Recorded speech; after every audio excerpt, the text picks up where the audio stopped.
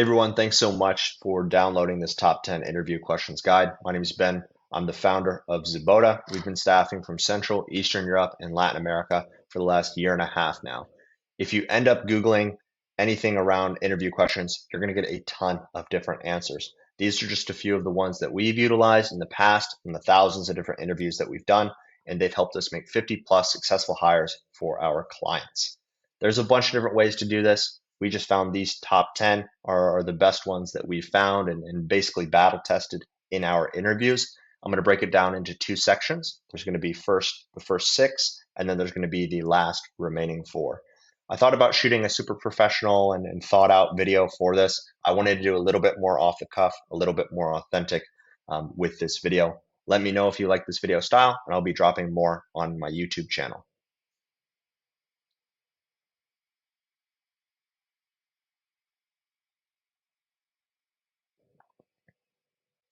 Before I jump into asking and going over these six questions, I want to mention that I don't really believe in gotcha questions. I don't believe in throwing a wrench into the recruitment or interview process just to see a candidate mess up and fumble. You're going to be able to tell if this person's competent and effective just by asking these few questions inside of the interview process. You don't need to throw a monkey wrench into the scenario. So the first six questions. The first one is going to be, how do you prioritize your tasks when dealing with multiple deadlines? This is going to reveal a lot more about their time management skills and decision-making process. Everyone kind of has their own system to stay organized. We want to see how airtight or how leaky this system may be. Especially if this is a leadership role, we don't want someone who just has no plan and just goes by their energy and their motivation, because that person will not be able to lead a team. We need someone who is organized and has their own method for staying organized. You want them to walk you through their decision making process so you can evaluate it. If their decision making process is flawed, it may not be that right cultural fit. If your culture is focused on quick responses to clients and the candidate prioritizes their own personal projects over responding to clients and then things that you may see as more urgent, then it's not going to be that right fit. That's what we're trying to snuff out here when asking this question. The next question that we're going to ask is, give an example of a situation where you had to adjust to changes you had no control over. How did you manage to adapt? Everyone usually likes to be in control of their own scenarios, but unfortunately, we can't always be in control. This question is going to help you evaluate their adaptability and flexibility.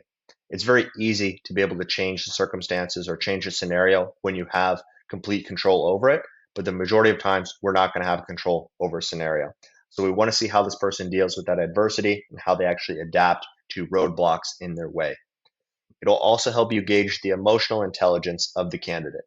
Are their emotions very negative? Do they get frustrated or upset when they're describing the situation? These are just a couple of the red flags that you want to look out for. The next question I'm going to ask is, discuss a long-term project you planned and executed. How did you set goals, measure progress, and adjust plans as needed to achieve the desired outcome? For this question, we're looking for those project management skills along with planning skills and goal setting and measurement skills. Asking how the goals were set allows us to evaluate the candidate's ability to identify objectives, break them up, reverse engineer, and create actionable steps.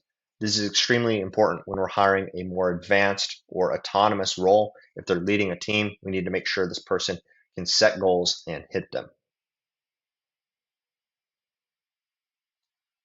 The next question is, give an example of a project where you had to work with someone difficult. How did you manage the relationship and ensure the project's success? This answer is going to reveal a lot about the candidate's conflict resolution skills, emotional intelligence skills, and teamwork skills. We want to look for signs of them getting uncomfortable and ask any clarifying questions in order to get a complete picture of the scenario that they were in. If someone is unable to describe the scenario or it seems kind of made up, don't trust it and mark that down as a red flag in your book. A lot of times when we ask this question, people just kind of make up some random scenario. It's very choppy, and you can tell that this isn't actually a scenario that happened. There's not much of an emotional response. This question's meant to get an emotional response because often people can think back to a scenario where they were put to work with someone they didn't like, or there was a big conflict in the workplace, and they can explain exactly how it happened in detail because there's so much emotion around it. So look for those red flags there. The next question that we want to go into is what's the most valuable skill or lesson you've learned in your professional career? How did you learn it and how has it benefited you? This question is going to give us a lot of insight into their personal development and their values/priorities. We found that some of the best candidates are able to describe a long story where they employ problem solving and resilience to gain this skill and learn this lesson. You're going to be able to figure out what are their priorities by asking this question. The next question that we ask in this chunk of 6 questions is: have you ever had to lead a team or project without formal authority? How did you motivate and coordinate the team, and what was the outcome? In this question, we're looking for future leadership skills or existing leadership skills. Are they someone who waits around to be told what to do? Or are they someone who takes control and takes action on the project? Listen for how they describe the team, the structure, and the outcome of the project. Also listen to how they describe the team members' attitudes towards them. You can probe and ask a little bit more on the clarifying side of, oh, how did the team think of your leadership, or how did they react to the goals that you put in place or when you took charge of the team? Now, I love these final 4 interview questions. I always ask them last in the interview process, no matter what the first few questions were. And I didn't know originally about these questions until I got a pretty rude email response from someone saying they wrote the book on hiring. This person runs a pretty successful executive search firm or high ranking financial position seeking firm, and they've been doing it for 20 plus years. And so I took it as an opportunity to learn. I purchased their book and read it. It was only about 100 pages, and it was really around interview questions and how best to be a proper hiring manager. There's a lot of wealth and knowledge in that book, and I may link it down in the description. I'm not sure. But it was something that helped me formulate these 4 interview questions. And I'm not taking credit for these interview questions here in this final 4 section, but they are something that's very, very effective. And once we added them into our recruitment process, things got a lot clearer, and we had better post-interview notes from our candidates. So the main point of these questions is for you really just to listen. You're going to allow the candidate to just speak, speak, speak. For all the other questions, you want them to tell you briefly, right? Those first 6, briefly tell me this, briefly describe the scenario, briefly do this. You want it to be concise. But for these 4 interview questions, it's going to take a fair amount of the interview to get through them because the person is going to keep talking, and you want them to keep talking because they're going to be revealing a lot about their characteristics and inner monologues. So the first of the 4 interview questions we're going to ask is: before we end our meeting, can you tell me the most important thing about yourself? It could be something from your resume or not. I just want to know what you think is most important. We ask this question to allow that candidate to have the opportunity to tell us the one thing that they want to make sure that we know. When restricted to just one thing, we get to see what is a priority for them. What is that one thing that they want us to know in this interview? Maybe it's their strongest quality. Maybe it's something that they want to bring to the job. Maybe it's a past expertise. We want to know what is that priority or that one thing that they have decided is most important. The second of these 4 is: you chose to apply to this job even though you had other options. This means you have criteria for what jobs you consider. Can you tell me about the criteria and why this job stood out to you?